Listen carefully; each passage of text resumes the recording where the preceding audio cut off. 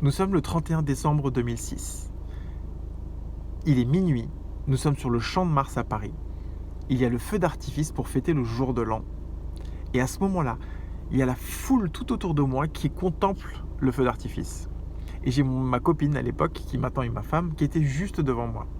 Et à ce moment bien précis, pour je ne sais quelle raison, je me mets dans une espèce de bulle et je me fixe un objectif pour l'année qui suit, pour l'année 2007. Et je décide qu'il faut que quelque chose change de manière drastique.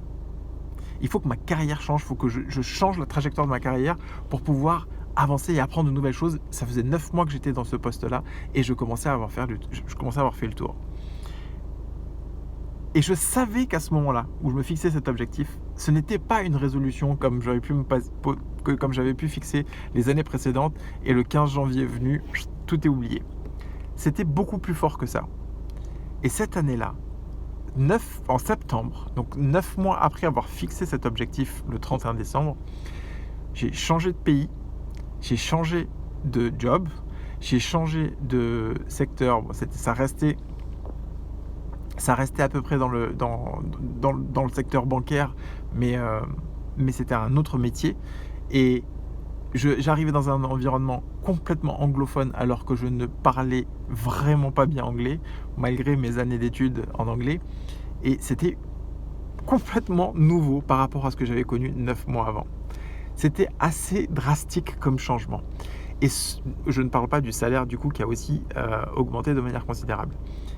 La raison pour laquelle 9 mois après, il y a eu un changement si drastique, c'est que je m'étais fixé cet objectif en amont, le 31 décembre 2006, sur ce Champ de Mars.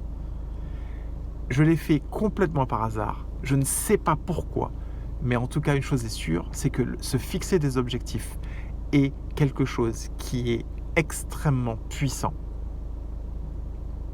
Et après coup, en ayant étudié pas mal de grands leaders, on se rend compte que la plupart des grands leaders ont accompli ce qu'ils ont accompli parce qu'ils se fixent des objectifs, parce qu'ils sont très précis avec les objectifs qu'ils ont. Ils se fixent des objectifs sur 1 an, 3 ans, 5 ans, 10 ans, 15 ans, à court terme et à moyen terme et à long terme. Vous devez être clair sur ce que vous voulez accomplir. Clair et précis dans le temps. Quand est-ce que vous voulez accomplir ce que vous voulez accomplir ? Qui êtes-vous dans 2 ans, 5 ans, 10 ans, 15 ans ? Qui êtes-vous ? Vous là qui écoutez, qui êtes-vous dans 5 ans ? Qui êtes-vous dans 1 an seulement ? Êtes-vous une nouvelle version de vous-même aujourd'hui ? Définissez précisément la personne que vous êtes, ce que vous faites, quel travail vous faites, quel impact vous avez pour votre entreprise. Définissez-le de manière extrêmement claire.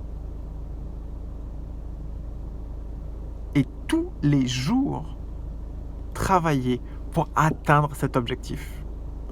Tous les jours. Se fixer des objectifs se fait en plusieurs étapes. Numéro 1, vous avez cet objectif. Vous le définissez, vous l'écrivez noir sur blanc avec une date. Ensuite, vous le découpez en plusieurs étapes et la séquence compte. Si vous avez 2 personnes ont le même objectif et ils vont avoir une séquence différente pour atteindre cet objectif, il va y en avoir un qui va atteindre le résultat beaucoup plus facilement que l'autre.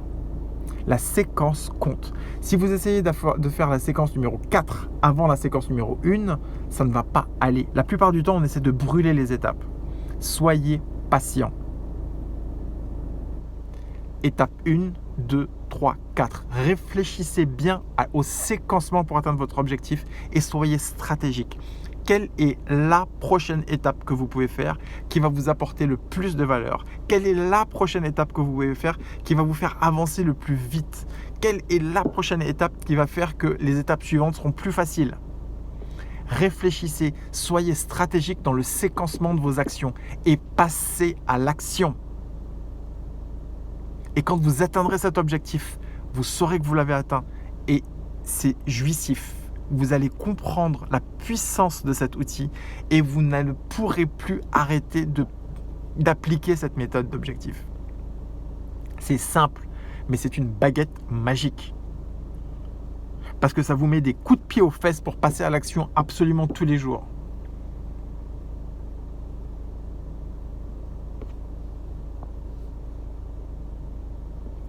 J'ai une citation que j'aime beaucoup, c'est « Un rêve écrit noir sur blanc avec une date devient un objectif.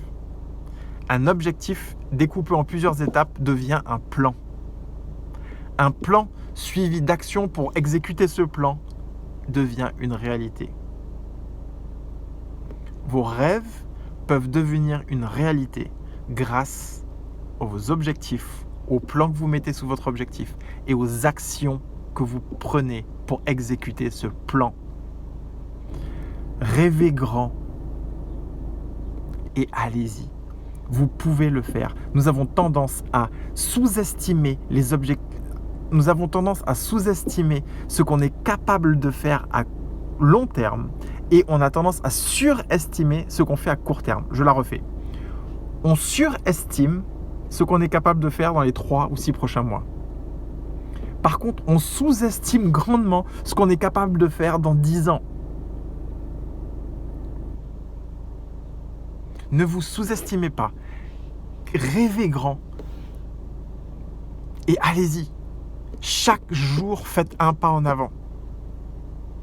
Et vous allez y arriver. Et vous allez grandir tous les jours. Et tous les jours, vous tuez la version que vous étiez hier et vous créez une nouvelle version de vous. Tom Bilyeu disait la dernière fois, dans une de ses vidéos, si vous n'avez pas honte, si vous n'êtes pas embarrassé par la version de vous-même il y a 12 mois, c'est que vous ne progressez pas assez. Se fixer des objectifs les 15 dernières années est la chose qui m'a le plus aidé et qui m'a permis de progresser autant que j'ai progressé ces 15 dernières années.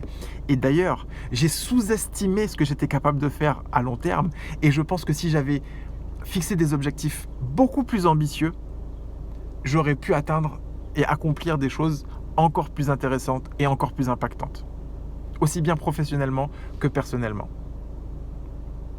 Une dernière chose comme exemple. La dernière fois, je discutais avec des étudiants et je leur demandais qu'est-ce qu'ils voulaient réaliser dans les 10 prochaines années, quels étaient leurs objectifs. Et il y en a un qui m'a dit « je voudrais être riche ». Et je lui ai demandé « quelle est la définition de riche ? Comment tu sais que tu as atteint ton objectif ?»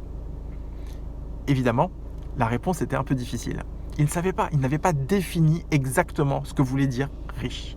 Est-ce que c'est riche personnellement, humainement? Est-ce que vous avez du temps? Est-ce que ça veut dire que vous gagnez 5 000 euros par mois, 10 000 euros, 15 000 euros, 100 000 euros par mois? Est-ce que ça veut dire que vous avez 100 000 euros sur votre compte en banque, 1 million, 10 millions? Qu'est-ce que ça veut dire être riche?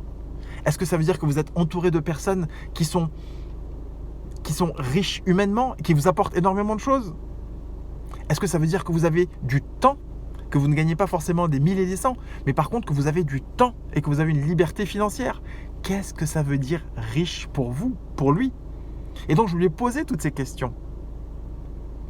À quel moment est-ce que dans 10 ans, quelqu'un peut regarder de l'extérieur en disant « c'est comme ça que tu avais défini riche, tac, tac, tac, je tique toutes les boxes, tu as atteint ton objectif ».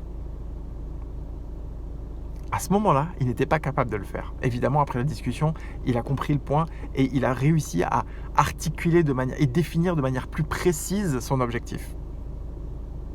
Et une fois que son objectif était défini de manière très précise, il sait exactement comment découper son objectif entre maintenant et dans 10 ans, donc les 10 prochaines années. Il sait quelles sont les étapes à atteindre.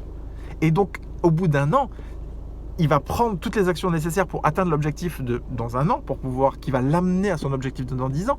Et si il n'est pas dans la bonne direction, il peut prendre les mesures correctives pour corriger le tir. Par contre, c'est important de décider et de prendre la responsabilité. Quand on se fixe un objectif, on y croit fort et on se donne les moyens. Il y a peut-être des sacrifices à faire pour pouvoir atteindre ces objectifs, mais on se donne les moyens si c'est quelque chose qui vous importe, si c'est quelque chose qui est important pour vous. Rêvez grand et allez-y, passez à l'action tous les jours. Mettez-moi dans vos commentaires ce que vous pensez. Quels sont vos objectifs dans 6 mois, dans 2 ans et dans 5 ans? Mettez ça dans les commentaires s'il vous plaît et on peut échanger.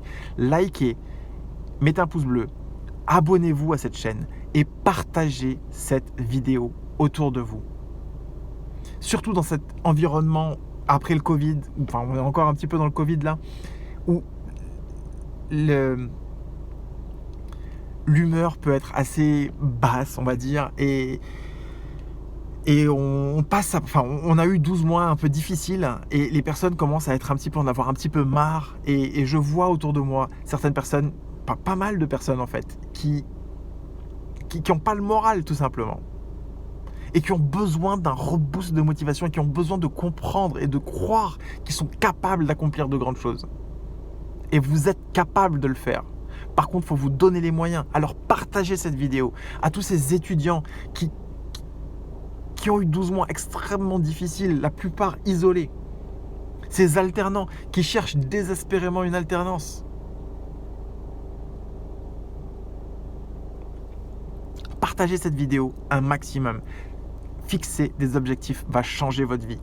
Faites-le et je vous garantis que le résultat va suivre. Par contre, n'oubliez pas, fixer des objectifs c'est une chose, il faut passer à l'action tous les jours. Enjoy, à bientôt.